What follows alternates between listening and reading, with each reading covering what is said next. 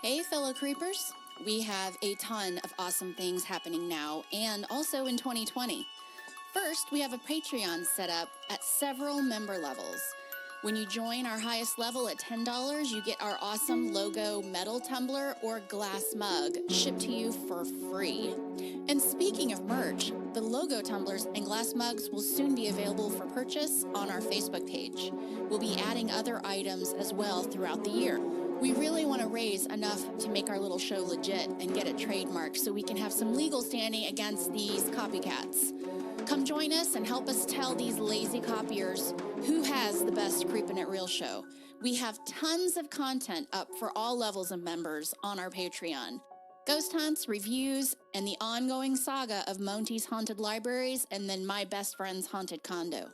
Thanks for listening. Creep It Real.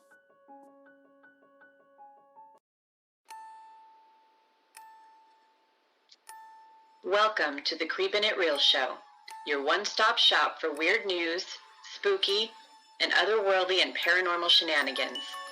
We'll take a dive into what's going on in creepy pop culture. You can follow Creepin' It Real show on Twitter at creepin_it. You can email us at creepinitrealshow@gmail.com. You can also go to our website, creepinitrealshow.com. Without further ado, welcome to this week's episode.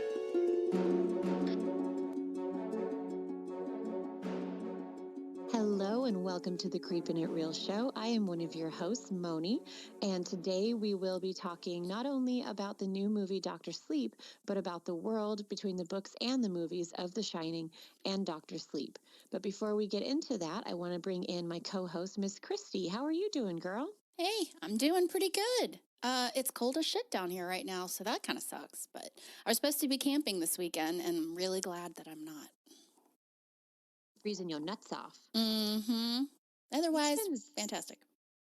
Oh, it's been super hot here. Today it's supposed to be relatively pleasant, so we're going to, perfect. Perfect for me is like the low 70s. Mm-hmm. So it's supposed to be like 72 today, and we're going to do some stuff in the garage because, I just moved in July and I haven't nearly gone through all the shit we brought from our way bigger house. So always fun house stuff. But did we want to thank some of our Patreon listeners and plug that a little bit?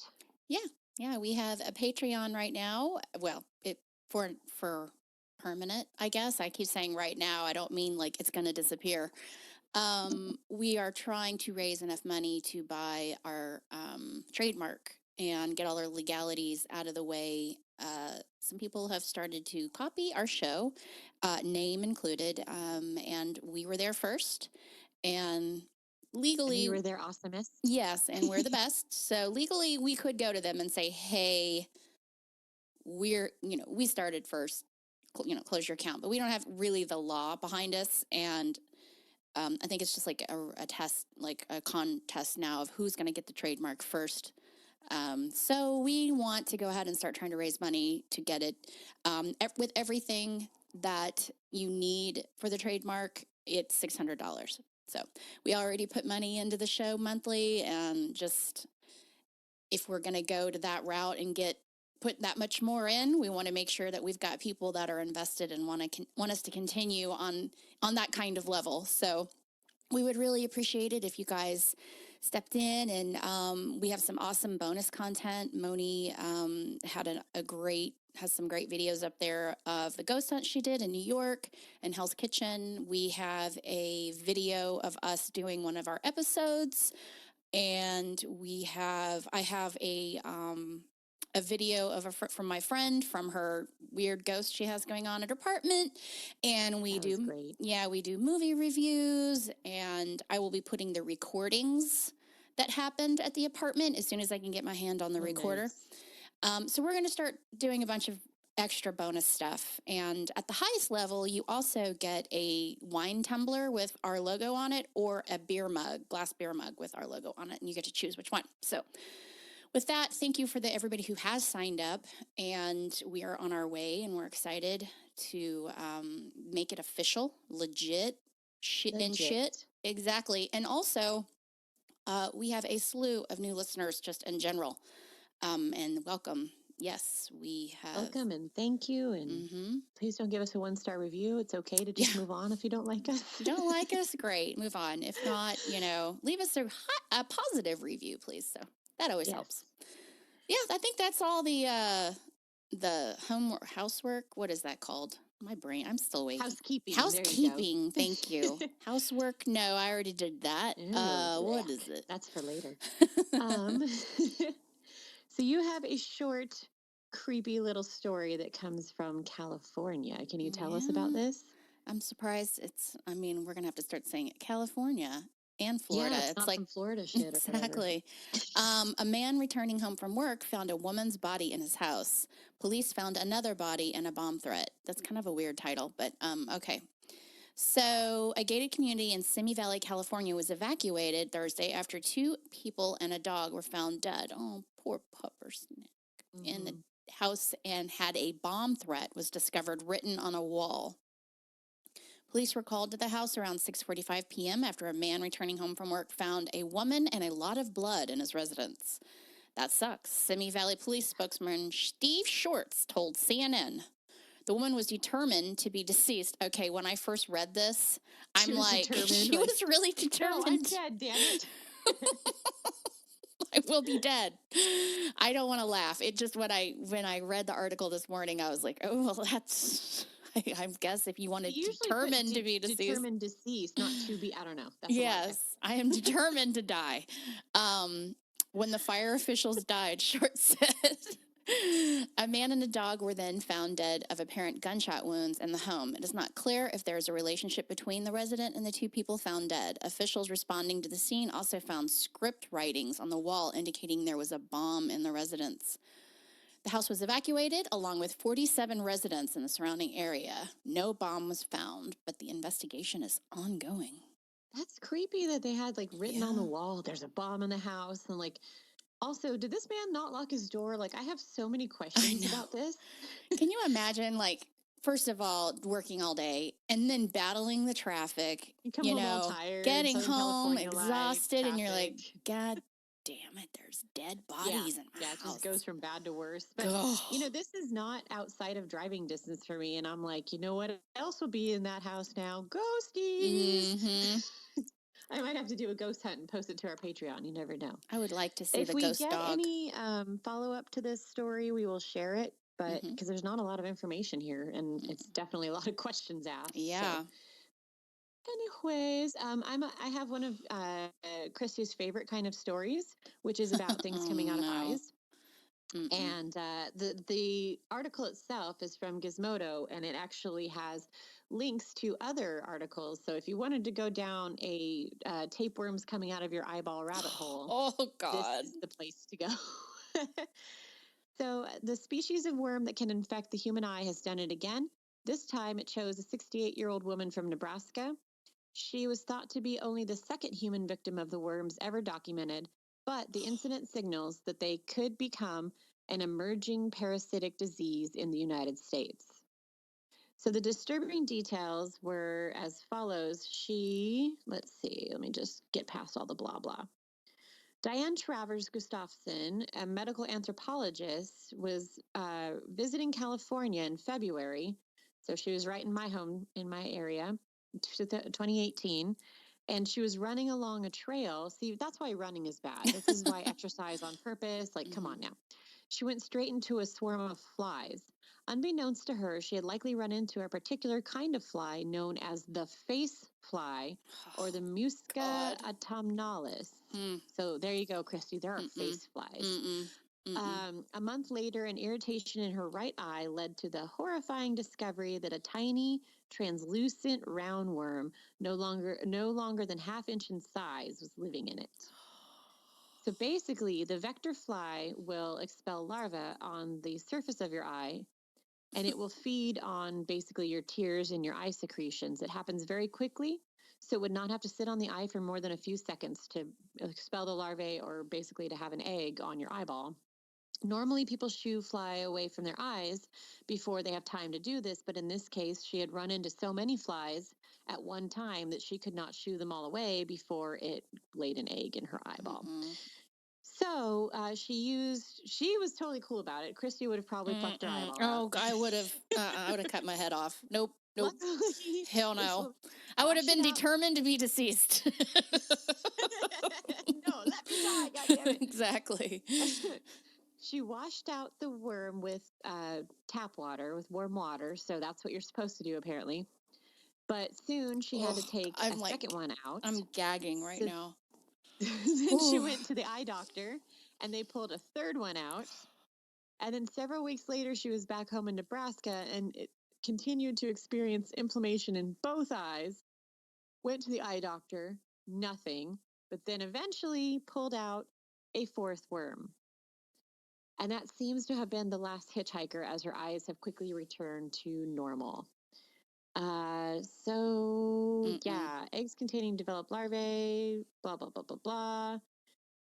She isn't the only person to have had this infection. In 2016, an Oregon woman ended up playing mom to a whopping 14 cattle eye worms, which made her the first known person to be infected. So now that there's been 2 cases within a year or 2 of each other, the possibility that something might have changed in the ecology of these flies means that we might have more human infections. Great, and I hang around with cows a lot, so this is like really not helping me. I'm gonna be wearing goggles. She's gonna be out there in goggles. Yeah, I'm gonna with a ski mask, goggles. They'll be like, "You okay?" There's an article here. Yikes! I'm a host. What it's like to have to have parasitic eye worms. So you can actually read a first-person account of such a thing. That's all right. That's okay. I'll pass. I had a hard time. After I went to the movies on Friday to see Dr. Sleep, I had a little bit too much to drink now for me, is like 3 glasses of wine, because I have no tolerance anymore, because I don't drink anymore. I like hardly ever drink. And got home and I was feeling pretty good, and had to take my contacts out, and I could not get one of them out. Like, I was freaking out. My eye is still like upset and like swollen, and keep me physically around, because I'm always just like, okay, hold still, and I'll just like expertly like swoop out and pull whatever. I was trying, because the only way I can take it out is when I swoop it into the corner, you know. Mm-hmm. And I could. This is the first time this happened to me. Rick was like, "Calm down." I was like sitting in the bathroom floor, freaking out. I'm gonna be deceased now. God. Oh, and now still, I woke up this morning, and this 2 days later, my eye is still bothering me, and I'm like, oh hell no, this ain't gonna work for me. If this happens again, I'll probably freak the fuck out. Like I was not handling it very well. Let's just mildly put it that way. Anyway, so parasitic worm, yeah, you would have to put me in a padded room. Seriously, that would not work for me. You can do the same for me with spiders, so I guess everybody's got their thing, right? I try to look at spiders like I don't like them, but I know they're good. Like, I get their purpose, so I try to like support them from afar, you know? Like, good on you, spider. Good for you. You're really doing your job. But if you come into my bed or my bathroom or my house, we're done. Like, you have to die now. So I was having a facial with lashes, so it was a good 4 or 5 hour day for me. And there was a spider on the ceiling the entire time that I was having it done. And I kept telling my esthetician, like, there's a spider there. And she's like, okay. And I'm just like, no, but so then she starts teasing me. Like, he disappeared a couple times, and I would open my eyes again and he'd be gone. And she'd be like, oh, he's just in the fan. He's getting his family to come out and say hi to you. You. Oh gosh! I will rip this whole place apart. Like, yes, I don't care. Yes, agreed. You guys want to hang out, like, even on the patio? I'm like, cool. You're doing your thing. I understand. I don't like that you're in my patio, but this is a nice compromised area that I am cool with letting you share with me. But if you go into my house, sorry, I don't have anything in me. Although, have you seen those little vacuums that you can get? They're like bug vacuums, and you can like use that, and like then you can just put them out alive instead of them dying. Oh, yeah. They're like little brushy things. Yeah, maybe I'll have to try that and be nicer. Yeah. If they were wasps, now they all gonna fucking die, no matter where they are at any time. Those things have no purpose. Somebody tell me what the hell the purpose is of a wasp, because I have not found it. Yeah. Just to be mean, apparently. They're assholes. Yeah. Yeah. So we actually, one more thing I'll have to tell you about this. This was crazy. Um, one night our dog was barking and it was on our patio, and thankfully it was a rare time that we had our patio door shut because we have a screened in patio in our backyard. Mhm. And our porch light, our patio light was on, and there were these, I looked them up. I want to say they were called African hornets or South American hornets, huge black hornets. And they were stuck in my screen because they were trying to attack my dog. And Oh. and it was at night, and she was just on the patio, but apparently they're like drawn to light at night. They come out at night and they're drawn to light. And so they were flying around the screen trying to get to the light. And of course, my dog goes out there, and thankfully we hadn't let her outside. And I kept hearing this crazy noise, and I look, and there's like several of them, their stingers had got them stuck in their butts in the screen, and Uh-huh. others were dive bombing our screen. I was like, and they were like 3 times the size of a normal wasp. I was like, holy shit. So I got Rick, and he sprayed that spray, like a wasp spray. And we walked back outside, and there was just piles of huge dead Oh. black wasps outside of our screen. I had never seen anything like these before, but apparently they're migrating from Mexico and Uh-huh. coming up. So yeah, y'all be Creepy. careful whenever you go Be outside at careful. night and you have a light on, because these things, I can't imagine the pain that would have happened Yeah. if they had been able to get a hold of us, because holy shit, they were aggressive. Yeah. So anyway, I know we got off on a tangent, but that That's really okay. freaked me the fuck I'm out. sure that's one review. There's 15 minutes in and they're talking Oh, about bees. that's What's right. happening? Deal with it. But you did touch on Dr. Sleep about Yes. going out to see it. And that is the main topic of our episode today. And a lot of the background that I'm about to give comes from other sources, including CNBC, The Telegraph, and Cinema Blend. First, going into the changes between the Shining book and movie. So, The Shining is a great example of Stanley Kubrick twisting Stephen King's story to fit his vision of a man going crazy in an isolated mountain hotel in the dead of winter. He made the changes for a lot of reasons, but mostly he made the changes so that the basic story was molded into his unique vision, as only Kubrick could have done. And you'll see in a minute how a lot of the changes he made actually made it more visually like cinematic than the Mm-hmm. book probably would have been. There are some very small changes that do little to affect the overall plot, like changing the main character's name from John to Jack, which I really like Jack. So, Mm-hmm. more famously, the supernatural room in the book is room 217. But the Stanley Hotel, where the film was shot, asked that if they use a non existent room so that future customers wouldn't be freaked out if they were assigned to room 217. So the movie uses 237 instead. In the book The Shining, it's very clear in true Stephen King fashion that the Overlook Hotel is haunted. There are ghosts, things that go bump in the night, and even the topiaries in the garden come alive in the book. It is these ghosts and ghouls that drive John mad. In the movie, the nature of Jack's descent into madness is much more ambiguous and seems to take place all in his mind. Rather than the actual ghost, the movie presents the supernatural as all in the character's head due to the isolation and writer's block he experiences. Stanley Kubrick's movie flips what kind man the main character is. Instead of a sane man pushed into insanity as Stephen King wrote him, Jack Nicholson's character is already likely insane, and he's trying desperately to stay sane while locked in the hotel for the winter.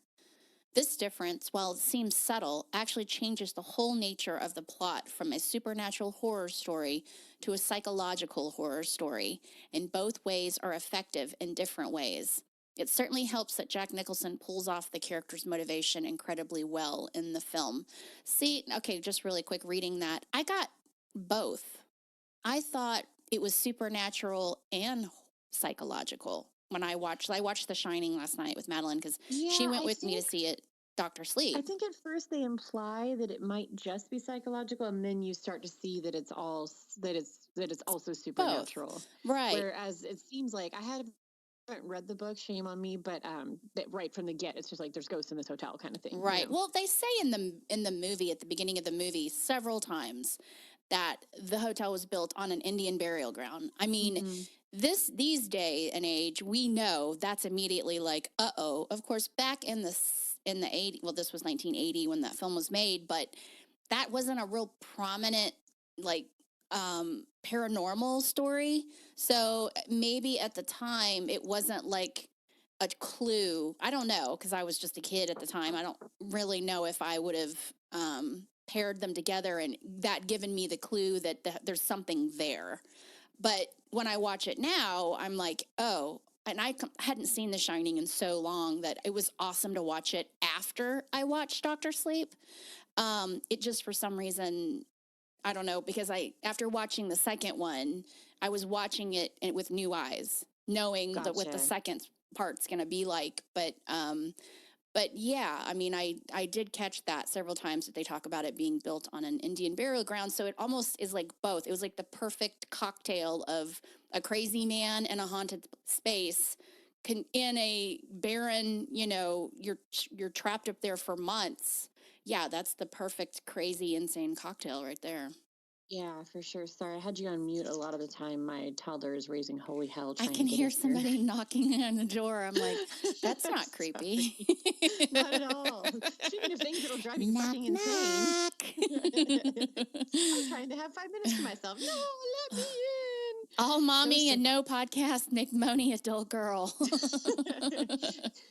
Ghost of Children Past. Yeah, no, you're right. I think they did do a little bit of both, but I think the way that the character is structured, that we'll talk about a little bit more too, is just basically in the book, though, the character of John or Jack is very nice, mild-mannered guy. And so it's clear that like it's just the ghosts that are influencing him, basically. But like in the movie, Jack Nicholson's portrayal of the character, he's pretty edgy and kind of mean. So you kind of already see that darkness, and that it would be easy for even just the isolation factor and stuff to make him start going over the edge. So I have one more quick question, because I know we're not doing a full-on, review of either movie. So, and this is what when we're having these conversations, it makes me think of the very end scene of The Shining, where it shows that picture of him from the 1921 party at the hotel. So are they saying, and this is my interpretation, is that he had been there before. This was like reincarnation. So like he ran the hotel, and then his next life he was drawn back there in some way? Or is that the hotel saying he's always going to be here now? We've even put him in a photo. I didn't really know, I didn't know which way that was supposed to be interpreted. I wonder too, but as we'll roll into as we talk about Dr. Sleep as well, I think it might have been the latter, the thing that you said about him always going to be there now. Right. Because, as we see in The Shining, the previous caretaker, he runs into him, and then spoilers, in Dr. Sleep, he is the previous caretaker whom his son now runs into. So yeah. It might be that. I wondered about that as well, and I wonder if the book would illuminate that more, and I didn't come across an answer to that in the research that I did for this. Yeah, that's good to know. That's I was wondering that at the end, because I'm like, that's always been my interpretation. He was the guy that caretook from the very beginning, and then died, and then came back again. I don't know. Anyway. Yeah, I'm not sure either. I think I know that it's supposed to kind of be, you'll always be the guy, but I don't know if that actually means he was or not, So some other fairly minor changes, but again, what I was saying about Kubrick changing it to make it more cinematic. There's no twins in the book. There's no bleeding elevator in the book. Really? The famous, no. Wow. And then the famous all work and no play makes Jack a dull boy is also not in the book. Those are the most iconic moments. Yeah. I kind of wonder, I'm like, far be it for me to speak ill of Stephen King, but on the other hand, I'm like, I wonder what iconic moments from the book that, like, if you read it, would stand out to you without these. So that's kind of interesting. Yeah, apparently when Jack is writing, either he's not writing at all, or I can't remember exactly what he ends up writing, but he's not writing the all work and no play line over and over again. It's great, though. So it really is. And then the hedge maze is not in the book. Apparently, Really? in the book, there's a topiary that's different animals, and apparently they come alive, which I feel like the effects in the late 70s would not have lent themselves well to having Yeah. like animals come alive. So I think they really made a good choice with the hedge maze. Mm-hmm. So of course, then there's no maze at the end of the movie, or there wouldn't have been a maze at the end of the movie if they'd gone with that. And then Here's Johnny isn't in the book. That's actually something that when we see John chasing Wendy into the bathroom, the iconic, like he's actually got a croquet mallet in the book, which I'm so happy it was an axe in the film. Yeah. A croquet mallet just seems like, I'm going to knock you about the head. Yeah. let us argue with each other and bop each other. And according to lore, Jack Nicholson was the one that made up the line on the spot. And I think the Johnny thing obviously was a callback to Johnny Carson, but in the book, the character's name is John. Right. So I don't know if that's also where Jack Nicholson like unintentionally got that idea from, but he's the one who said, "Here's Johnny." So obviously they said for that, moviegoers should be forever grateful. Mm-hmm. And then Jack/John's deaths are completely different. In the book, John doesn't freeze to death. Instead, he's lured to the boiler room of the Overlook and blown up, which is really much more violent and direct way, which I don't think, like Wendy's character in the film, I don't think would have done something so violent and direct.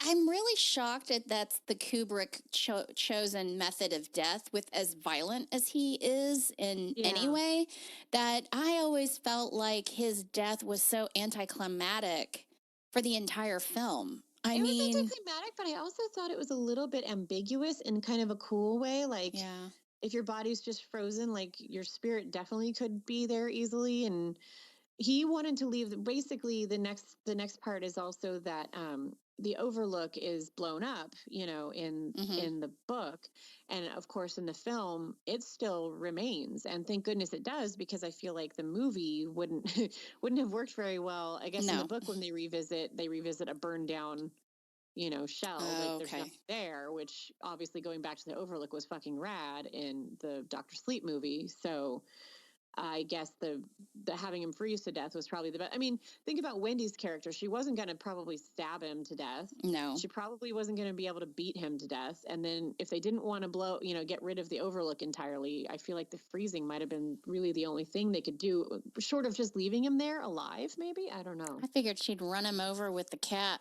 whatever, snow cat. Yeah. That could have worked, but that's really direct for her. Think about like how meek she is in the whole thing. Even when she's trying to save her son, it's more about running away. She drove me crazy in this movie. Like, I love Shelley Duvall. I mean, but that character just grates on your nerves. And then the little boy talking to Mr. Tony or Tony, that's just like creepy. I don't. It isn't even. It just grates on my nerves. I'm just like, oh, really? The voice sound is just really annoying. I mean, it's creepy, but it's also, I don't know. It's just like the weird sound voice. I don't like voices like that. Like, I'm gonna get a lot of hate mail. I can't stand the singer Willie Nelson. I love the person, but his voice singing is like fingernails on a chalkboard for me, because he goes like he like does this thing with his voice that I can't deal with. Same thing with Tony. Okay, Willie Nelson fans, slide into our Sorry, I love Willie Nelson as a person. He's hysterical. So, and actually, as we touched upon, Chrissy was just saying how much she loves Shelley Duvall, but how her character drives us nuts.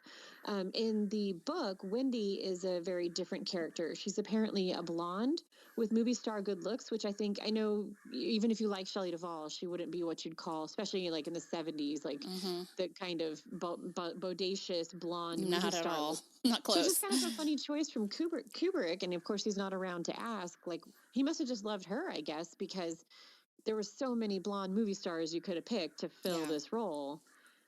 And apparently she's much stronger, and she stands up to Jack. Even from the get, she's just like a strong woman. And of course, the movie Wendy is Shelley Duvall, and Stephen King actually refers to her as just a scream box. Yeah. So Stephen King famously hated how Kubrick brought the Shining novel to life in cinema. Speaking to the Paris Row back in 2006, he said the film was too cold and that there was no sense of emotional investment in the family whatsoever. Further elaborating, King said that Shelley Duvall is Wendy, and here's what I just had said, was basically a scream machine. And I agree with that. So there's no sense of her involvement in the family dynamic at all. And Kubrick didn't seem to have any idea that Jack Nicholson was playing the same motorcycle psycho he had played in all those bikers films he did.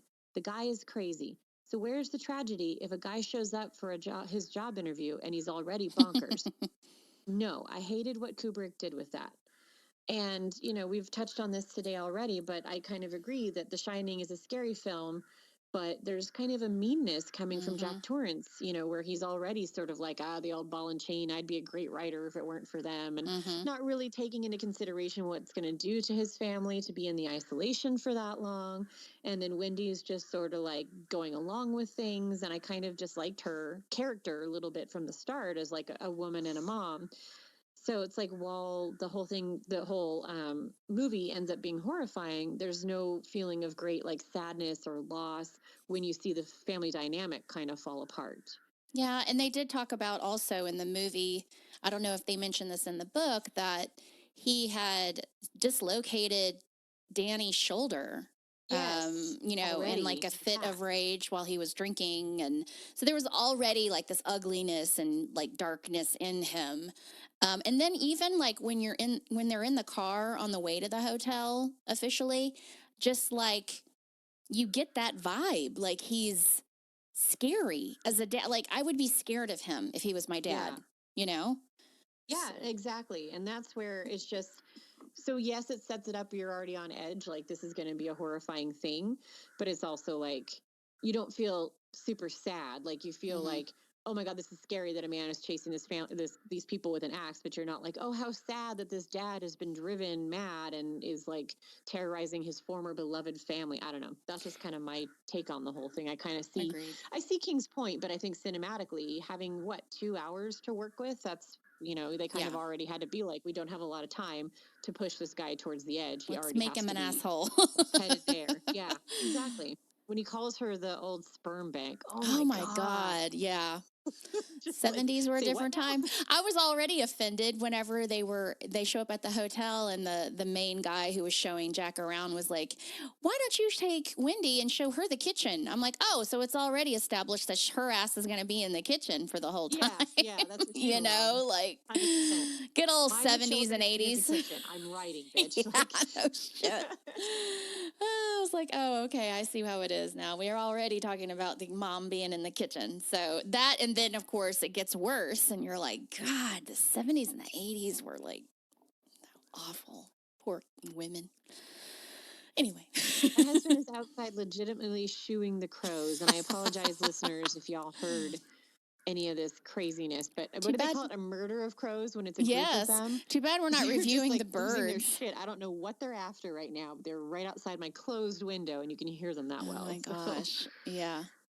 They're yelling at your husband now. For sure, but it's like a bright sunny day, so it's not really that creepy. But well, it's not bright and sunny day here. The dark and stormy nights, the crows were around at 8:45 in the morning. So, of course, for fans of the movie, it doesn't really matter because what Kubrick created is a masterpiece of horror that reinvented, for the time, what horror could be. So I just wanted to get an idea of what your rating for The Shining is before we jump forward into Dr. Sleep.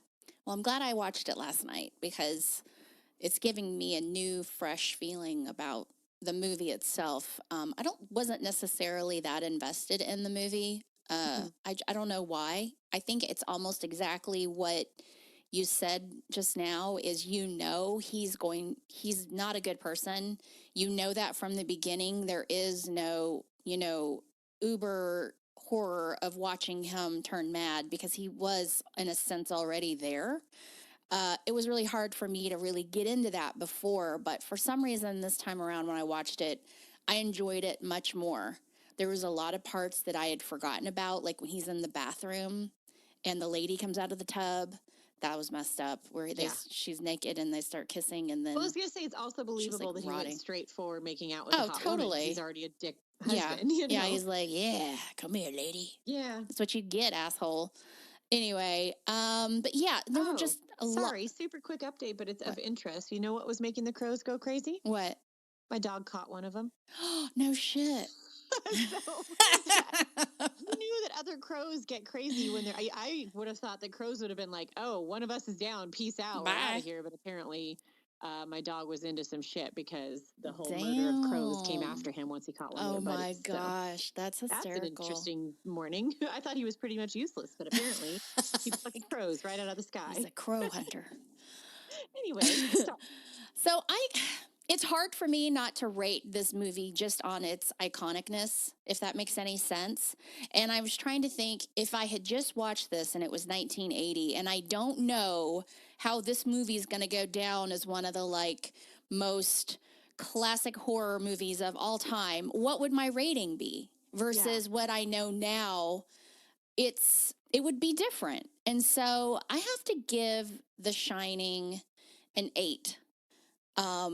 I like what Kubrick did with a lot of the cinematography. It is absolutely stunning. I like what he did with some of the characters, but I do kind of wish Jack had been a little bit more. But again, I don't know if it would have worked that way in a movie. It's hard. It's so hard. Putting Stephen King's stories into movies is so difficult because it's all one big mindfuck. That's all he does in books. Trying to turn that from your head onto a screen is so difficult. And have the proper imagery, which is, of course, as we mentioned, like Kubrick had to come up with, an elevator full of blood or whatever else. Yes, to combat what's on words on paper. Absolutely. I would give it an 8.5. It falls short in a lot of ways for me. I don't even know how to explain it. But I am giving it as high rating because of what it is. It is one of the most iconic horror movies in history.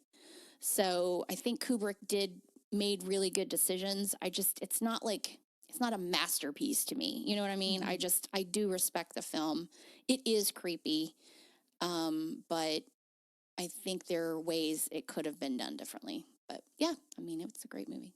What about you? Yeah, I came to it within the last 10 years for the first time. So, with that being said, I had name any iconic horror film by then. I had seen The Exorcist. I had seen Candyman, even if you want to call it, but just any kind of horror movie I had already seen. And so for me, catching it in the 2000s, it wasn't, I knew Cerebral, that it's an iconic horror film and blah, blah, blah. But by then, a lot of the things didn't really scare me. And I think hearing people talk about the scariest movie they've ever seen, I was just like, this is overrated. So the first time I watched it, I was like, this is not really that big of a deal. And I've come to appreciate it more over the years as a great film, like you were saying, like a Kubrick masterpiece, and the acting, and I love the setting. The sense of isolation. I think they did a gorgeous job with that. So again, you're right. Now that I've seen other Stephen King adaptations that are actually done well, I like it a little less in that respect. But at that time, there had been so many that had been done so poorly. So I give it an 8 because cinematically it's a gorgeous film. It's well acted, but it doesn't really scare me. But then now that I'm older, I also though feel like I could put myself in that headspace a little bit more. Like, wow, what would it really be like to be in the middle of nowhere and not be able to leave and blah, blah, blah. Like that makes it creepier to me. But yeah, I'm with you. I would give it an 8. There are other things that I like better, but I have a lot of respect for this film. Yeah. Yeah. And Jack Nicholson in this movie is just out of this world. I don't even have any words for him in this movie. He took Kubrick's vision and I think made it better than Kubrick could have ever hoped for. I'm not speaking on behalf of Kubrick, but I can't imagine anybody else stepping into that role and doing better. He's scary. He is scary. He's the monster in the movie. Of course the hotel is too, but he's so, when he starts losing it, when she walks in and he's, sitting in front of the typewriter, and she asks him about lunch or something, and he just snaps and starts screaming at her, and she's like shocked, like, I don't even know how to handle this, I would have beat his ass, but she's like, okay, and she walks off, and I'm like, really? But wow, yeah. So I have a lot of respect for what he did for this movie, and he definitely would not get an 8.5 if he had not been in it, for sure. Yeah, for sure. So we want to roll into Dr. Sleep? Yes. So discussing the new release, producer Trevor Macy explained, it's an adaptation of the novel Dr. Sleep, which is Stephen King's sequel to his novel, The Shining. But this also exists very much in the same cinematic universe that Kubrick established in his adaptation of The Shining. So, when writer-director Mike Flanagan set out to adapt Dr. Sleep, King's sequel novel to The Shining, he had to tread carefully. I said, look, I'm a King fanatic. I have been since I was a kid.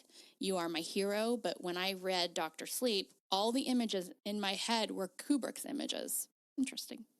Flanagan told Entertainment Weekly.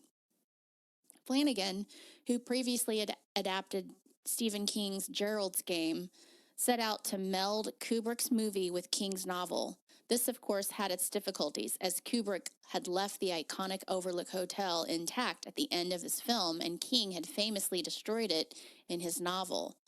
The hotel remained destroyed in the Dr. Sleep novel.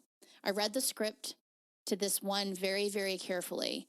I've enjoyed all his movies, and I've worked with him before on Gerald's Game, so I read the script very, very carefully and said to myself, everything that I have ever disliked about the Kubrick version of The Shining is redeemed for me here. While the climax of the novel takes place in a park where the hotel used to be, Flanagan painstakingly recreated the interior of the Overlook Hotel for the film in a studio lot in Atlanta, allowing his film to connect to Kubrick's. All I can say is Mike took my material. He created a terrific story. People who have seen this movie flip for it, and I flip for it too, King told EW. Because he managed to take my novel of Dr. Sleep, the sequel, and somehow weld it seamlessly to the Kubrick version of the Shining movie. So yeah, I liked it a lot. Oh, that's awesome. Yeah, congratulations to Flanagan. That's a huge endorsement. To have King like it is like, whew, yeah, okay. Especially when he hated the last one and put them together. Yeah, it was a lot of work to do. So, Dr. Sleep, and from this point on, if you haven't seen it, you want to see it, you don't want any spoilers, I would go ahead and stop listening. But if you're sticking along with us, there will be spoilers, but mostly we are just going to kind of talk about the film. And the summary is actually courtesy of the moviespoiler.com, which I love that website because I would not want to have to rewrite all of these things. So the opening takes place in Florida in 1981. A girl named Violet Hanson is out camping on a camping trip with her family. One afternoon, she wanders into the woods and finds a woman sitting alone by the lake. The woman introduces herself as Rose the Hat, and she charms Violet with magic tricks, but the girl starts to notice other people are lurking nearby and watching them. Rose tells Violet she has a bit of magic in her, right before she and all of the other people in the woods get closer to Violet. So with this opener, did you feel like it worked and was sufficiently creepy, or was this something you had kind of seen before? I mean, it worked for me. I didn't know at all what this movie was supposed to be about.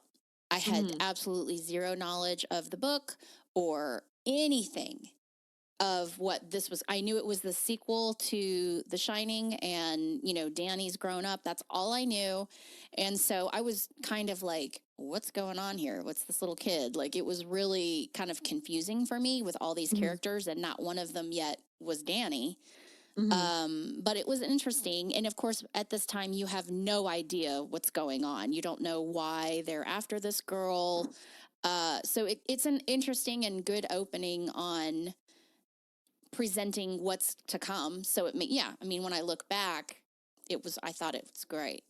So you were in it for the cinematic adventure, and I liked it because it showed already that there was going to be violence towards kids. Not that we like violence towards kids, but what I mean is in the history of cinema up until now, movies and TV, we don't see a lot of unabashed, like, you see the kid, and the kid usually is the one in jeopardy, but either dies off camera or gets saved.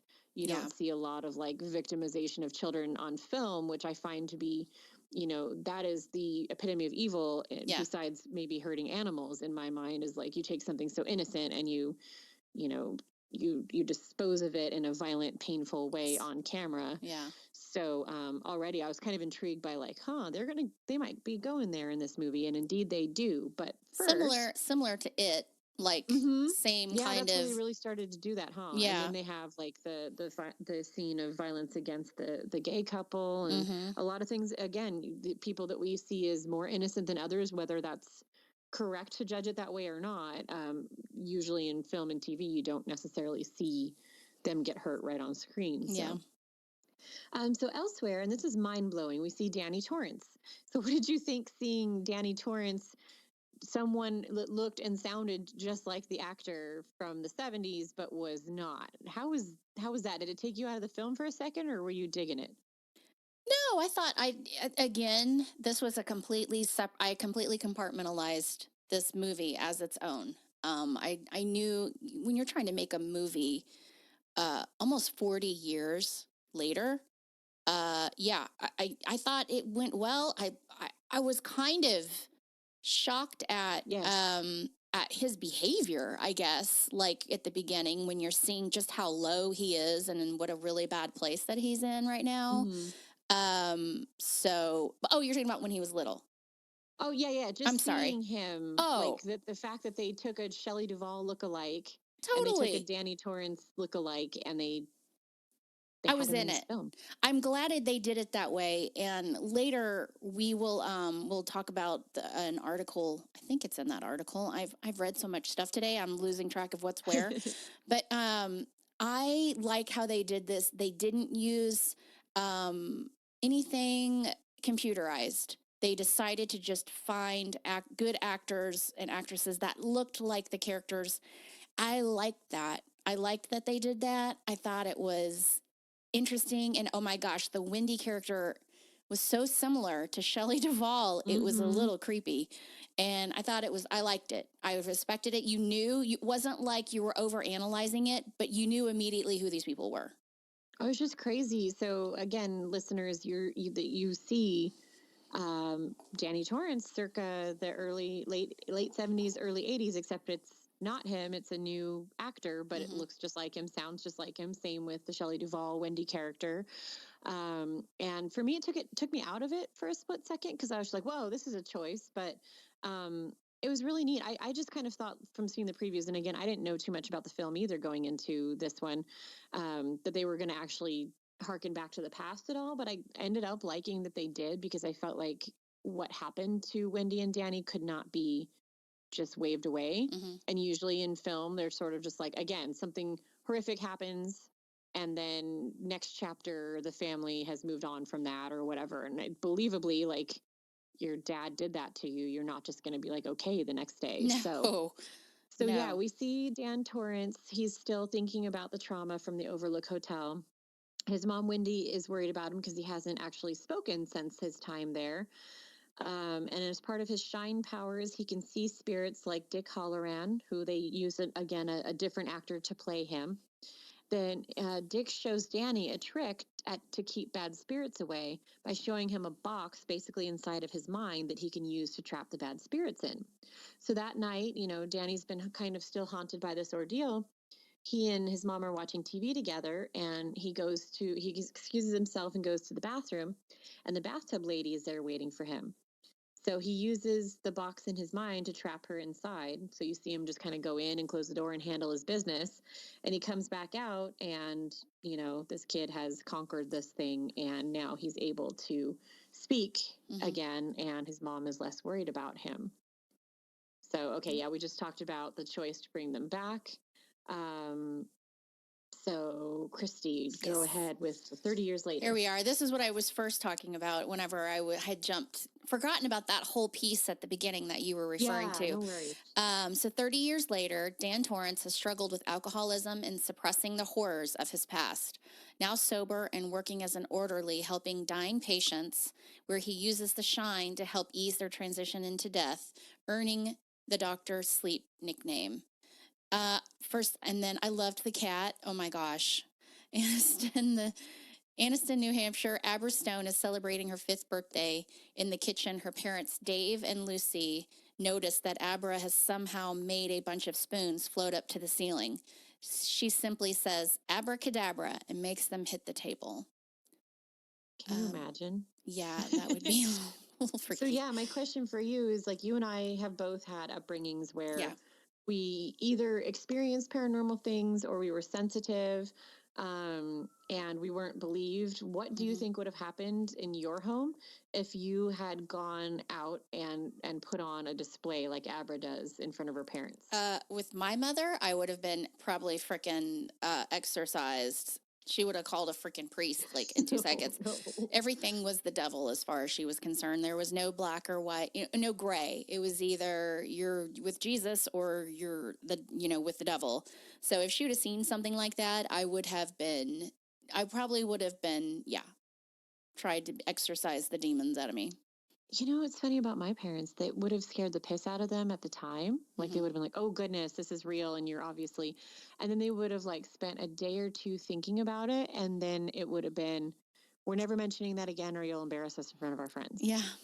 That was the way back then. Yeah. Like, don't ever do that again. I kind of, when I watch, if you've ever seen Frozen, the original, because they're coming out with the second one, like next month, but where she's like, conceal, don't feel, don't let anyone know. Yeah. And in that movie, they show her parents' good intention for that, but it's still just like, you're supposed to suppress every way that you feel so that you look good for outward appearances. And I know in that case, she was supposed to also save her sister, but whatever. Like, that's totally how my parents would have been like, is like, you must have no feelings. You must keep complete self-control and no one must ever know because we might look bad. Normalcy at all costs. Yes. Yeah, for sure. Perception and normalcy from the outside world was like held hostage in the 70s and the 80s. That was it. I still get shitty texts. Like she'll be like, send me a picture of the kids. I'll send a picture of the kids. You need to brush their hair more and this, that. And I'm like, Jesus Christ. Like, what are people going to think? I'm like, first of all, they're my kids. So what do they think of me? I don't give a shit. Anyway. No kidding. Yeah, I get it. It's ridiculous. They don't get it. It's like that constant berating and judgment, I guess, is what it is. Well, and it's like on the flip side, though, my kids are happier than I was as a kid. Exactly. So That's what anytime we ever have a conversation around this house, like about parenting or how things aren't fair, I'm like, like you don't want to know what unfair is. Like if you could be a fly on the wall in my household with a mentally ill parent and then one that had checked out and was never home, like, let's talk about unfair.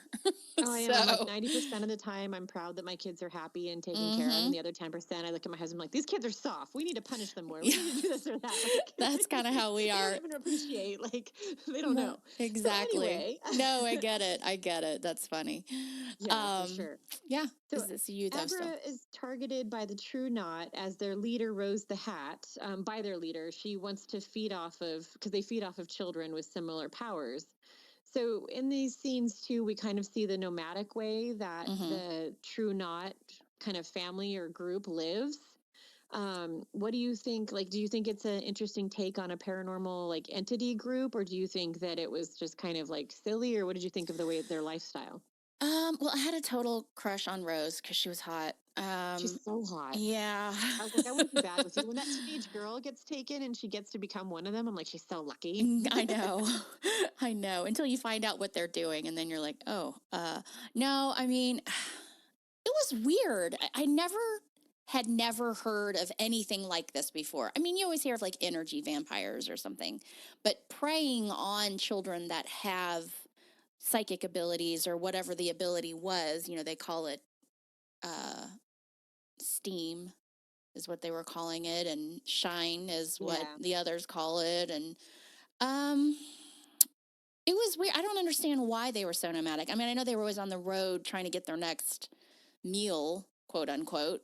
But I didn't really quite understand why they had to do it from buses and a caravan, I guess. I mean, not everybody participated.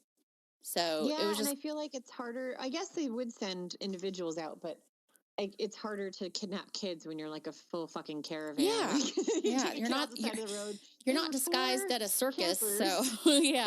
I mean, if Obviously, they you'd get like a drone or a helicopter, and you're like, I see 4 campers in the woods. Like, I'm pretty sure that's where they are. But exactly, and they had like mimicked like a circus, like you'd have had kids coming in the droves. Like, why'd you have to be on the road and look creepy? Like, I don't understand yeah, that.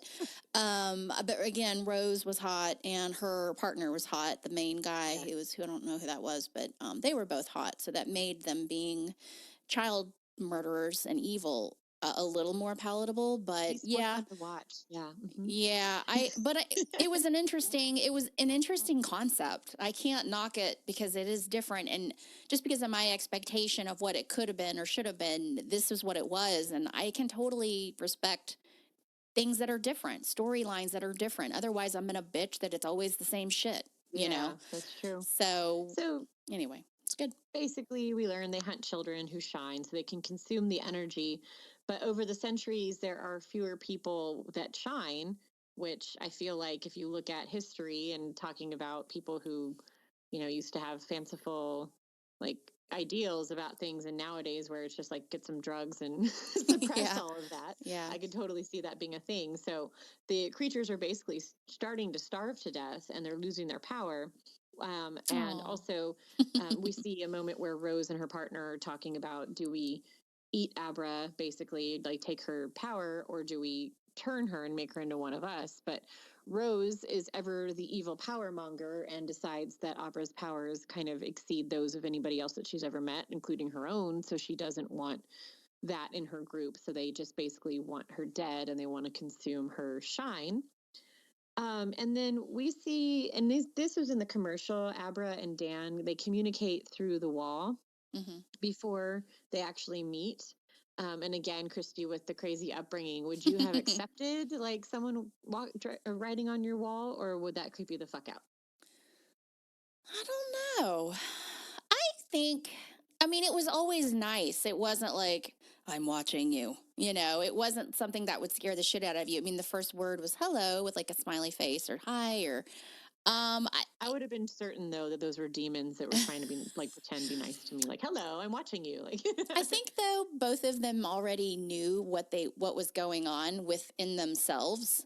Like this wasn't a question of they think they're just normal walking around people and all of a sudden, their chalkboard starts communicating with them. It's like yeah, I think they understood that this was somebody from somewhere having the same ability and they were just using the chalkboard to communicate with each other. So, of course it didn't freak them out. Now, if it was just like me when I was a kid, not having any clue what was going on, had nothing. It was nothing like what they had. It would probably scare the shit out of me, but yeah. only because I didn't have that understanding of what it was. It seems like Abra has always had a pretty good grasp on her ability and what she can do, even from a Yeah. young age. So, yeah, I mean, it is funny that they used it as like this is the horror plot point, like if it's people talking through the wall, like in the commercials, and then it turns out to be pretty benign compared to everything else that was going on. exactly. So we have a lot of buildup, but Abra and Dan finally meet. It's a little bit cliche because they go through the whole like he doesn't want to help. She goes on a bus to find him, and Dick Halloran shows up and says like this is the last time you're going to see me, and convinces Dan that this is the right thing to. By the way, Dan is Danny. He goes by Dan as an adult. Convinces him that it's the right thing to do. So he works with his friend Billy Freeman, who had actually helped him when he was an alcoholic and all those other things. And Abra helps them find the body of Bradley Trevor, who was a young baseball player who we see murdered by the cult for his shine. And this was kind of a lengthy, Oof. at least it felt lengthy, murder scene. It was brutal. Where they are attacking this young boy who is obviously crying and yelling for his family and all this kind of stuff, and they're trying to take his energy out. How did that murder scene affect you, Christy? It was brutal. It was brutal to watch. They went there. I mean, they really went For there. sure. They weren't like just fade away with the expectation of what's happening. Like they made sure that they tortured this kid because the longer he's alive and he's scared in and in pain and pain. scared, the more his like steam comes out of his mouth, like comes out of his mouth, and it was hard to watch. The hardest part was when He's the cutest little guy. he too. was adorable, and then when they dug him back up, damn, I was like, they even showed that. It was rough, but you know what? I respected what they did. It was hard to watch though, that's for sure. But that's I the think piece this that you movie was sometimes more have to. yeah, because this movie to me was mostly more suspense mystery Mm-hmm. a little bit, and the scenes of kids getting killed like that made it more horrific. Yeah. You know, where you'd actually have moments where like you're like the stakes are fucking high here. You know, like innocent little babies are being taken from their homes and all that stuff. And it also tells you that anybody is on the table as far as Yeah. like who can die. Like nobody's safe in this movie. No. People, you're like have the expectation of um if they're doing this and they're showing this, like anybody's at risk of dying in this movie. Right. Because they'll kill the grown-ups like just like it's nothing to get Yeah. to the kids with the shine that they need to consume. So Yep. it's crazy. Abra is able to track the cult and has the men use her as bait to lure them into a trap. Dan and Billy kill off most of the cult, but one member, Andy, uses her powers to manipulate Billy into committing suicide. Rose's right-hand man, Crow Daddy, kidnaps Abra after killing her father, but Dan possesses Abra's body briefly to kill Crow.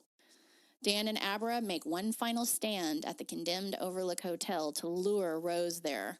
Dan walks through the building where his lifelong trauma was born, attempting to wake up the spirits. Dan walks to the mezzanine and meets the bartender, Lloyd Henry Thomas, who bears a striking resemblance to Jack, though he insists he's just Lloyd, of course, because that's exactly how they did it at The Shining. Dan recounts how Wendy died when he was 20 and how he knew she was dying due to the flies that he would see around anyone who was close to death. Can you imagine trying to talk to your beloved mother and like she doesn't know and you don't want to be like, hey girl, you're dying. Exactly. And like freak her out, but also like here, give mommy a hug, good night, and all this stuff. And you're just like, no fucking thanks. Like, I don't know, that sucks. That's really heartbreaking and sad. It is. It is. Lloyd then drops the facade and channels Jack before drowning the drink he offered Dan. Sorry. Yeah. So this is a significant moment when quote unquote Lloyd is tempting Dan, who we had seen for the first full, I would say 30 minutes of the movie, really struggling with alcoholism, just like his father had, and giving this really moving speech at Alcoholics Anonymous about how he was getting sober because his dad wasn't able to and that kind of stuff. And you posted a really great article, Christy. So Jack Nicholson didn't come back for this cameo. However, they have an actor who looks and sounds just like him. And in this article, they talk about the writer-director Flanagan's choice to do that is basically they were faced with, do we do that cheesy like Avatar thing? Mm-hmm. Because like the character who plays Dick Halloran had died. Scatman Crothers had died in the 80s. And so, I always find that disrespectful when you take someone who's passed and you like they're going to do that with James Dean coming up because you're assuming that person would have wanted to be a part of your project, Mm-hmm. And they have no choice in the matter. So that's kind of sad. So since they couldn't do that with him, they were sort of like, okay, Avatar is out. That's just too cheesy and too disrespectful. But then you can't find an actor, and Flanagan talks about this too, is you cannot find an actor who's going to try to play Jack Nicholson, right? Like, because you end up with that cheesy, like a parody at that point. It takes you out of the film. And that was supposed to be a very tense, like psychological moment, emotional moment where he finally sees the father that he's trying to still do respect to and love, but then the father who was a maniac and who tried to kill them as a fucking ghost. So, this actually worked out really well that the book and the movie, that the story was structured in a way where in the original Shining, of course, the caretaker just pretended to be someone else. Right. And so that's the way that they just chose to go with it, if I'm making any sense, is that they basically had a Jack Nicholson look and sound alike pretending that he thought he was Lloyd, right? And or Jack, but not Jack Nicholson. Right. So what did you think about that scene? Because for me, it was tense to see, just knowing people who have battled alcoholism too, is I'm sitting there like, don't do it. Like, don't ruin everything good that you've built in your life. What did you think about it? I think when he went in there, he knew he wasn't coming out. Like, I think that was, he understood and recognized the danger of Rose. And I think when he was driving there, I think he knew this I'm not going to leave this hotel. And so what the fuck does it matter, if he's drinking this? It was a That's really, true. really powerful scene for me because you knew immediately this was Jack when you see him. Henry Thomas did an amazing job doing it like we just talked about without it being a parody. It was smooth and your focus wasn't so on him because it wasn't supposed to be, and that was good. It was like this was about Dan and his moment and him coming to terms with stuff, but it was still in your head that you knew that that was his father. So I thought that was a great scene. I was just like, by then, it's towards the end of the movie, and you're just like, holy shit, like this movie does not stop.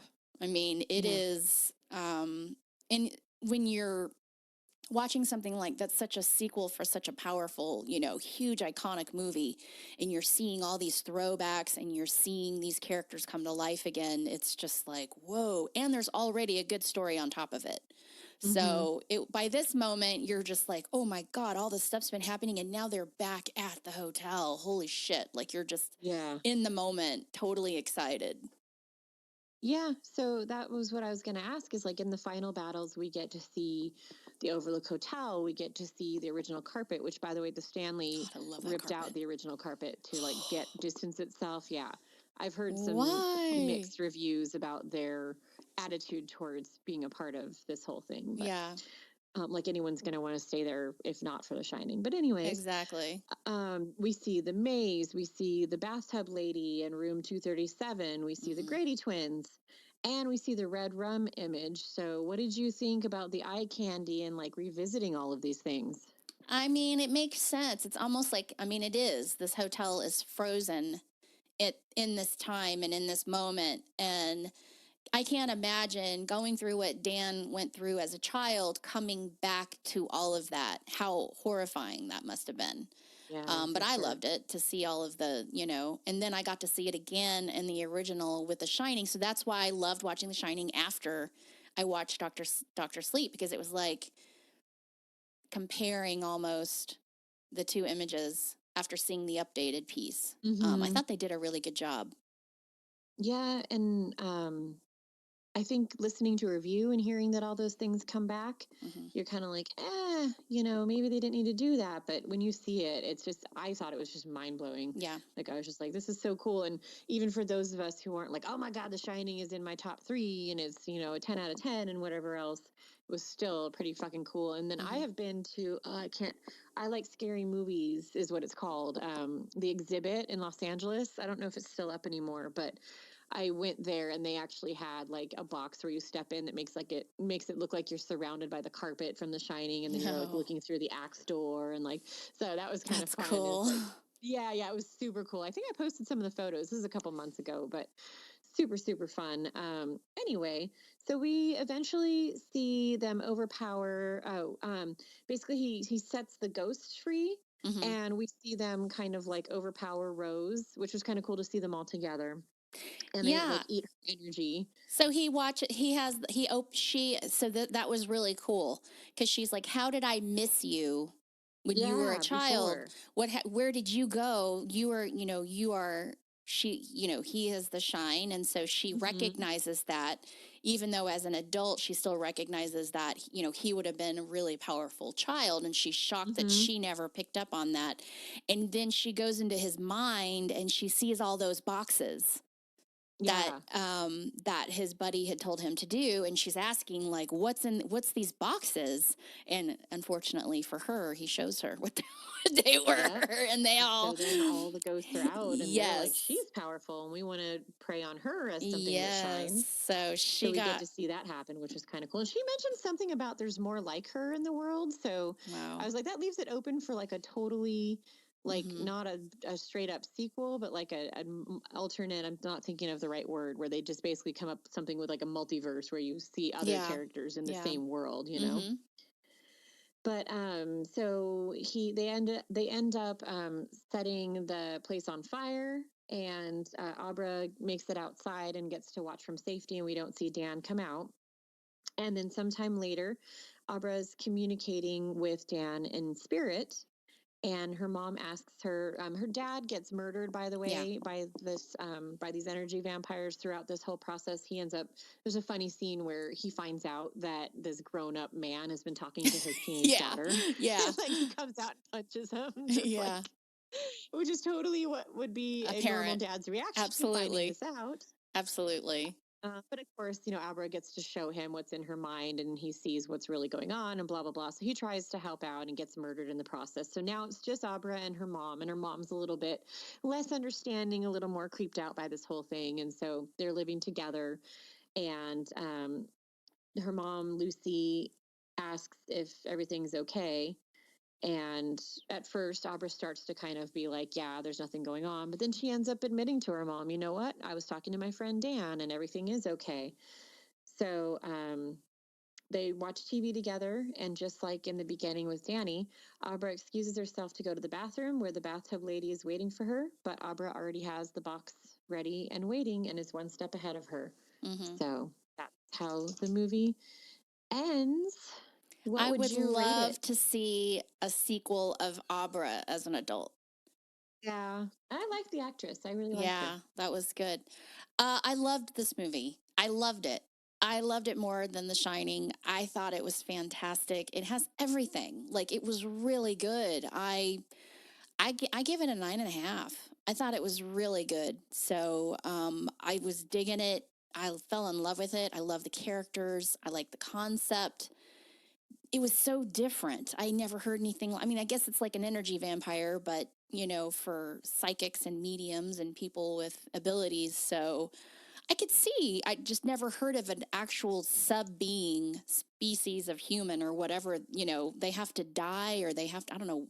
I can't remember what they have to. What do they have to do to become what Oh, they to are? become one, they Yeah. basically, I can't remember if she bit her, but yeah, you do have to die, and it's very painful. Yeah. And there's like a whole ceremony ritual thing that happens, and then when you wake up, you're not You even immortal. You just have a long life and all that kind of but stuff. you have So to feed on kids. I'm like, dude, yeah, if there's an afterlife, why would you be so hooked on living enough that you would want to kill children? Like, I can't even well, and that's imagine. what part of the horror element to me too was the way that the energy vampires intentionally misrepresent themselves. Yeah.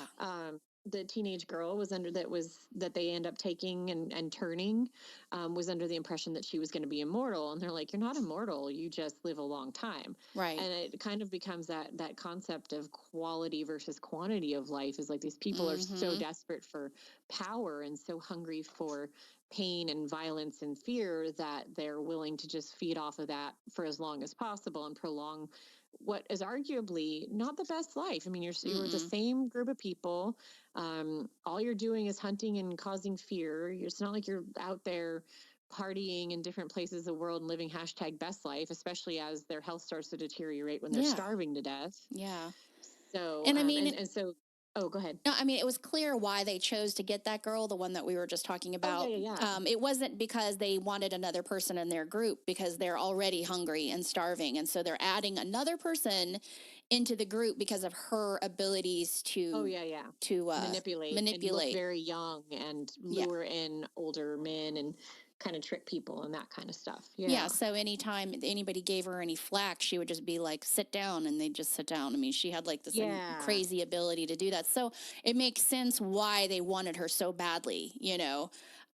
She actually made the Danny's friend, which was a really sad moment, kill himself after Yes. all Oh, the help that God. he had done and going along for this and being a normal guy caught up in this situation. At one Believing in point they have a Danny. gunfight with Yeah. the rest of Rose's group, and he manages to kill most of them, and then she comes out and she just goes, kill yourself, and he just turns the gun on himself and just I remember in the theater I was like, Yeah.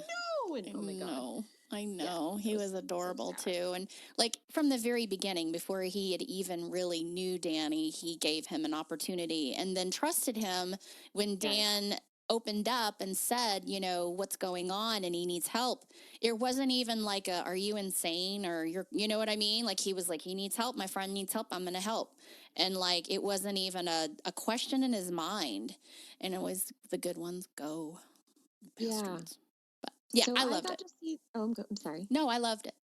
Yeah, me too. I also gave it a 9 or 9.5. I got to see it early, and I'm usually wary. I don't generally just do movie reviews, and I also am usually wary of asking my podcast co-hosts who are equally as busy as me to go out to the theater and spend the money and take the time to see something. But I saw this early and I loved it so much. And I knew that Christy would love it at least. And I figured Yardley might enjoy it as well. And it looks like it's doing well. I was kind of curious how it would do since it came out technically after Halloween, since again, the previews don't tell you too much about it. But it actually is eyeing a $25 million opening as of 2 days ago. So I think it's doing really well for itself. And I'm always happy to see high quality horror do really well financially, so that it kind of incentivizes Hollywood to keep doing good, high quality horror. So yeah, this is really exciting. It looks like It's Chapter 2 and Pet Cemetery adaptations have garnered nearly 600 million in global ticket sales. Wow. So I think they're going to keep hopefully doing Stephen King adaptations, not only just doing them in film, but also doing them well. That's the key. Yes, do them well, y'all. Spend the money to make them and do them right. I really get your money back if you do them well. So. I really felt gypped on a couple of the movie makes that they did, and one is The Langoliers and the other is Tommyknockers. I just those books were so good, and to see them turned into the trash that they were turned into on the TV was like, it was insulting. And so I hope they find the right person who can create that on the screen the right way, because those books were just, I loved those books. Tommyknockers was really just bizarre and different, and I was really dug it. So then they put it on a damn made-for-TV movie, and I was just like, really? I'm out. It was just, I tried. And then The Langoliers, like, it was so cheesy. I mean, come on, y'all. We can do better than this. You know what's funny is kids are going to, like, they're not going to know what made-for-TV movies are. It's going to be made for Netflix, and made for Netflix is a whole different category of quality, like Gerald's Game. Yeah. Versus the shit that the made-for-TV era brings us. Nowadays, it's like Sci-Fi Network makes those cheesy-ass recreate, like, you know, when you get a movie about, you know, like The Quiet Place. It's the silent one or something, you're like, oh boy. They always do like a bad remake of a movie that just got released. Silent Sanctuary. Yeah, you're like, no, that is not the same movie. Why would you even try it? And then why would you do it at the same time that the movie came out? Like, I get you're trying to comp on that train, but nobody's going to watch your shit after going to the movie theater and seeing the expertise and money and, brilliance behind a movie like A Quiet Place, or whatever. Anyway, that just pisses me off. I hate when they do that. They did it on another thing. It was like Geostorm, and it had what's his name? God, that was dumb. It's just I become insulted when I start watching something and it's that bad. And I'm you, sir, have offended me. You really have. Exactly. I want to like get a white glove out and like slap them across the face. I like it. I like where your head's at. Thank you. So, we've had a supersized episode, but I think there's a lot of discussion, and I hope the listeners have enjoyed this. Can you tell me your socials and also what we have coming up for the next episode? Yes, so I thought we might make it a little weird next episode. We're going to do the Anunnaki. The question is, were they ancient Sumerian gods or alien beings from a distant star system? And I say, why not both? So you say both. I say none of the above. Well, they were gods too, like gods as in like what anybody thinks a sky daddy is in some way. They did exist in a god form, like were they weren't like, flesh, but there are a lot of evidence coming out that could be believed that they were aliens, that people back in ancient Sumeria called gods, because if they're flying, because these gods were flying, so they're thinking that maybe, and it wasn't just Sumerian, it was actually other cultures worship these people too, so that's why there's a lot of evidence that these could have been aliens hanging out and trying to play all big pants to our, lame ancient ancestors that, hardly even invented the wheel. So It's going to be fun. I always yeah. enjoy your sort of off the beaten path discussions. And I know that our listeners enjoy them as well because some of the favorite episodes have been Christy's picks. So this should be a fun discussion. Get your foil hats and get ready. So also, what's your social? Also, I am at Creepin' It Christy on Instagram and Creepin_it on Twitter. I am Moni Bear across the board. And if you haven't already, also please check out our bonus episode with author Grady Hendrix. Yes. He is amazing. I've had some friends like text me and be like, I can't believe you got Grady Hendrix and all this stuff. So thank him again for coming on. And we hope that you enjoy our discussion. And yeah, I am Moni Bear. Did I say that already? I feel like the voices in my head were really loud a minute ago. I don't know. I can't remember now. At least the crows aren't as loud, so I'm probably going to be going to pick some feathers out of my dog's teeth now. Yeah, get a burial for a crow. Yeah, always got to be some behind the scenes drama as we are the consummate professionals on this show. But thank you, Christy, for having this chat with me. Absolutely loved it. Yes, and thank you, listeners, for going along on our journey. And until the next time, we will see you on the flip side.